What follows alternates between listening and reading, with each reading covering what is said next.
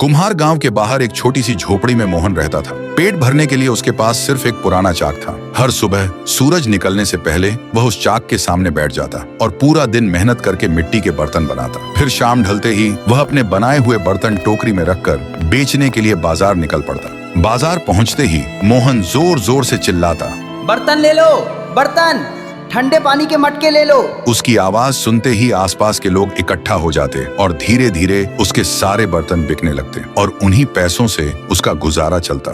फिर रात को घर आकर चूल्हा जलाता, सादा सा खाना बनाता, उसे खाता और थकान से चूर होकर सो जाता। लेकिन एक रात जब मोहन गहरी नींद में सो रहा था तो उसने देखा उसका वह पुराना चाक उससे बात कर रहा है। मोहन, तू ईमानदार है, मेहनती है, लेकिन याद रखना, कल सुबह जब तू पहला बर्तन बनाएगा उसे कभी मत बेचना। तभी मोहन अचानक घबराकर जाग गया। उसका पूरा शरीर पसीने से भीग चुका था, सांस तेज चल रही थी। वह खुद से कहने लगा, शायद ये सिर्फ एक सपना था। लेकिन उस चाक की आवाज अभी भी उसके कानों में बार बार गूंज रही थी। फिर सुबह मोहन ने जैसे ही पहला बर्तन बनाना शुरू किया, चाक धीरे धीरे घूमने लगा और उसके हाथ मिट्टी को आकार देने लगे और कुछ देर बाद एक बर्तन बनकर तैयार हुआ। लेकिन अजीब बात यह थी कि वह बर्तन साधारण मिट्टी का नहीं बना, बल्कि वह एक सुनहरे रंग का बर्तन बना। मोहन कुछ पल तक उसे बस देखता ही रह गया, क्योंकि उसने इससे पहले ऐसी चीज कभी नहीं देखी थी। फिर उसके मन में एक ख्याल आया, अगर मैं इस अनोखे मटके को शहर के किसी अमीर सेठ को बेच दूं, तो शायद मुझे बहुत सारे सोने के सिक्के मिलेंगे। लेकिन अगले ही पल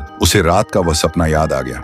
उसे कभी मत बेचना। मोहन ने गहरी सांस ली और उस मटके को उठाकर एहतियात से अपने पास रख लिया। फिर रात को जब वह बाजार से आकर झोपड़ी में बैठकर उस मटके को देख रहा था, तभी अचानक उस मटके से एक सुनहरे रंग की आत्मा बाहर निकली। यह देखते ही मोहन बुरी तरह डर गया, लेकिन तभी वह आत्मा बोली, डर मत मोहन, मैं इस मटके की आत्मा हूँ। तूने लालच नहीं किया, इसलिए मैं तुझे वरदान देती हूँ। इतना कहकर आत्मा ने अपना हाथ हवा में घुमाया और अगले ही पल मोहन की छोटी सी झोपड़ी एक खूबसूरत पक्के घर में बदल गई। उसके फटे हुए कपड़े नए कपड़ों में बदल गए। तभी वह आत्मा बोली, और जब भी तुझे अनाज की जरूरत होगी, इस जादुई मटके से मांगना, तुझे मिल जाएगा और ये मटका कभी खाली नहीं होगा।